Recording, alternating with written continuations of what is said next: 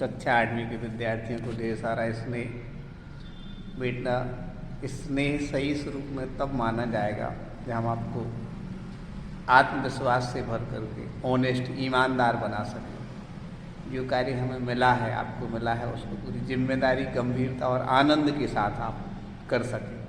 अभी हमारे सामने क्या है? सर्वनाम है ना।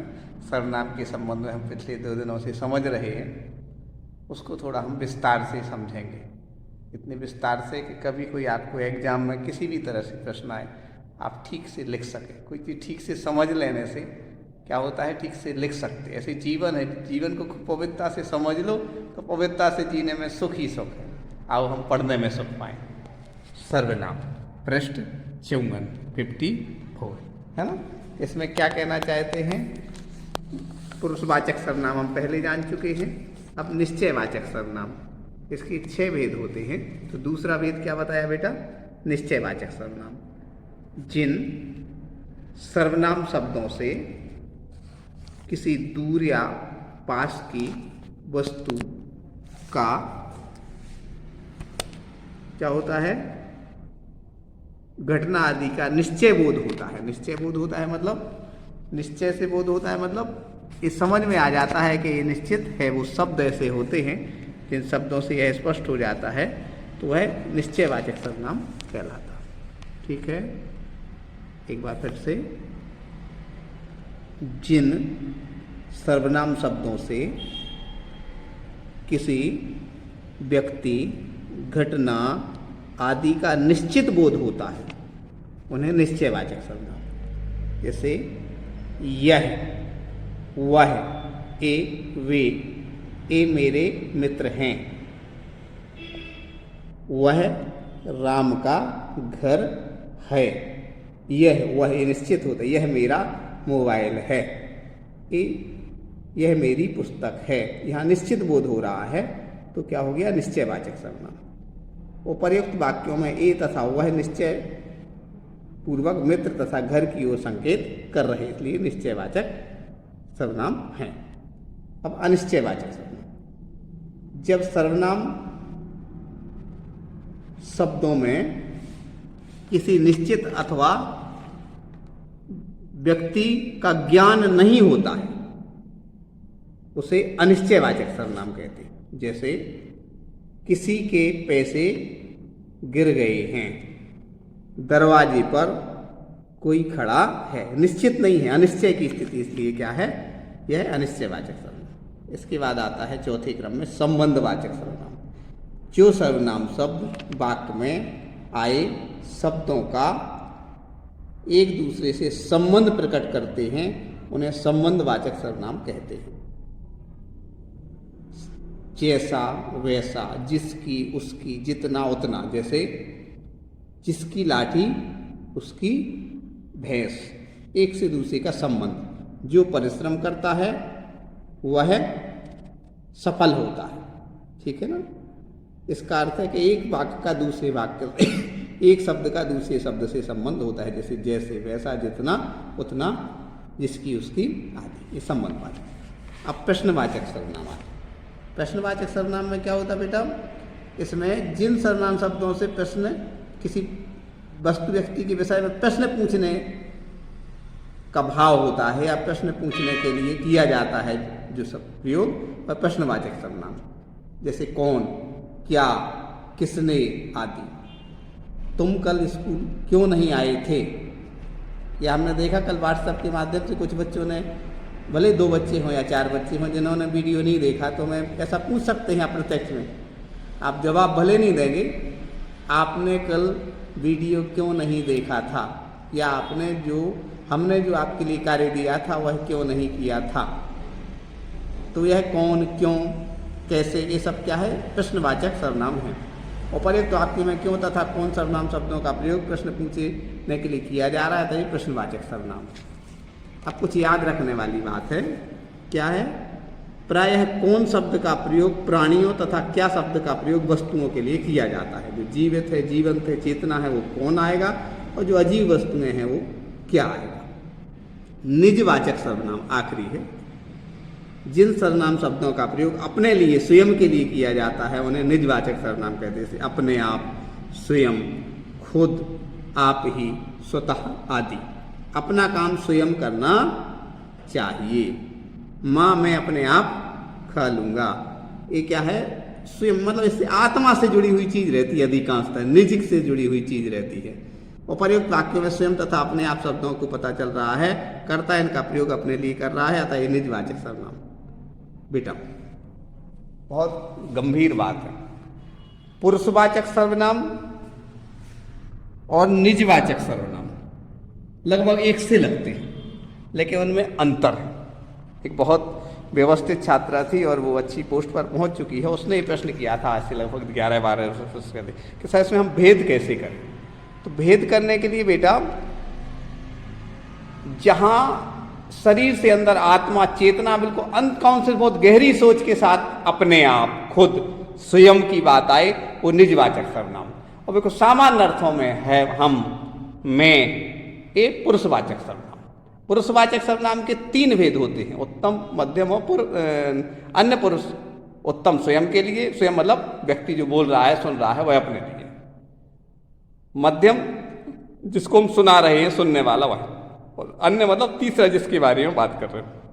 निजवाचक में बहुत गहरे रूप में अपने होती है, आत्मा, चेतना और स्वयं के लिए, अपने आप के लिए। और पुरुषवाचक में सामान्य रूप से अपने के लिए होती है, एक व्यक्ति विशेष रूप में। ठीक है, और इसकी गंभीरता से आप उनके उदाहरण देख लेंगे तो और स्पष्ट हो जाएगा। पुरुषवाचक में हम, मैंने आदि प्रयोग होता है, और उसमें निजवाचक में अपने आप, स्वयं, खुद, आप ही शब्द या स्वतः शब्द का प्रयोग होता है। ठीक है, अब सर्वनाम शब्दों के रूप देखना है। रूप कैसे? एक वचन रूप होते हैं और बहुवचन रूप होते हैं। जैसे कारक के आधार पर देखें, कर्ता कारक में सर्वनाम क्या है? मैं और मैंने। क्या है? मैं और मैंने। तो इसके लिए हम और हमने, इसका बहुवचन हो गया। ऐसे ही कर्म कारक में मुझको और मुझे, इसका बहुवचन क्या हो जाएगा? हमको और हमें। करण कारक में मुझसे और मेरे द्वारा, और बहुवचन में क्या हो जाएगा? हमारे लिए और हमसे और हमारे द्वारा। संप्रदान कारक में मेरे लिए, मुझको या मुझे, एक वचन है, तो बहुवचन में क्या हो जाएगा? हमारे लिए, हमको या हमारे लिए, हमको या हमें। अपादान कारक में मुझसे, अलग होने के अर्थ में। आपने देखा ये प्रश्न भी परीक्षा में आया था, अलग होने के अर्थ में। और एक वचन क्या हो गया? मुझसे। और बहुवचन में क्या हो गया? हमसे। संबंध मेरा, मेरी, मेरे। और बहुवचन में हमारा, हमारी, हमारे। अधिकरण में मुझसे, मुझ पर। और बहुवचन में हमसे, हम पर। बेटा एक प्रश्न आ सकता है, अधिकांशतः लोग पूछते, सर जैसे हम जा रहे हैं ऐसा कहते हैं, तो ये तो बहुवचन हो गया। बेटा अहंकार का बोध ना हो, बड़ी विनम्रता झलके, इसलिए बहुवचन में प्रयोग करते हैं। जब विनम्रता झलका, स्पष्ट रिस्पेक्ट में वो करना होती है, तब मैं का प्रयोग ना करके हम का प्रयोग करते हैं। आया समझ में? जहां अहंकार जैसा बोध लगने लगे कि नहीं यार मैं जा रहा हूं, ऐसा कहने के हम जाएंगे तो अच्छा लगे, ये विनम्रता का सूचक है। व्याकरण संबंधी अशुद्धि नहीं मानी जाएगी, क्योंकि बहुमान झलकाना है, सामने वाले के प्रति सम्मान का भाव रखना। ठीक है ना? जैसे पिता के लिए पिता आ रहा है ऐसा नहीं कह सकते, क्योंकि एक वचन है, पिताजी एक हैं, लेकिन बहुमान और सम्मान के लिए पिताजी आ रहे हैं, सम्मान के लिए। ठीक है ना बेटा? इसलिए हम शब्द का प्रयोग स्वयं के लिए लोग करते थे। ठीक है ना? एक वचन बहुवचन में, मध्यम पुरुष में, अभी क्या इसमें आया था? उत्तम पुरुष में आया था। मध्यम पुरुष क्या है? सामने वाले के लिए। कर्ता तूने, तू, और बहुवचन में तुम और तुमने। कर्म में तुझको, तुझे, तुमको, तुम्हें। करण में तुझसे, तेरे द्वारा, तुमसे, तुम्हारे द्वारा। संप्रदान में तेरे लिए, तुझे, तुझको, तुम्हारे लिए, तुम्हें, तुमको। अपादान में तुझसे अलग होने के अर्थ में, तुमसे अलग होने के अर्थ में। तेरा, तेरी, तेरे के संबंध में। तुम्हारा, तुम्हारी, तुम्हारे। अधिकरण में तुझसे, तुझ पर, तुम्हें, तुम पर। ये क्या हो गया? मध्यम पुरुष में। अब आते हैं अन्य पुरुष में। कारक जैसे कर्ता कारक में, वह जिसके बारे में बात की जा रही है, तीसरा, वह, उसने। बहुवचन में वे, उन्होंने। अब देखते वह आ रहा है, या वह गए थे, एक वचन। वे गए थे मतलब एक से अधिक थे, तो वे गए थे। ठीक है ना?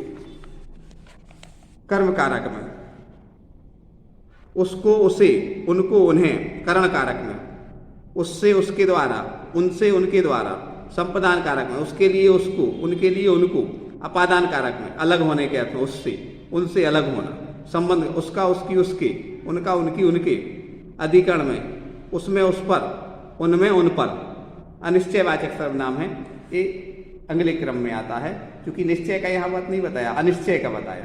क्या है? कर्ता, कोई किसी ने, एक वचन, कोई किन्हीं ने, दो वचन, दो वचन का बहुवचन। कर्म, किसी को, किन्हीं को, करण, किसी से, किसी के लिए, किन्हीं से, किन्हीं के द्वारा, किसी के द्वारा, किन्हीं के द्वारा।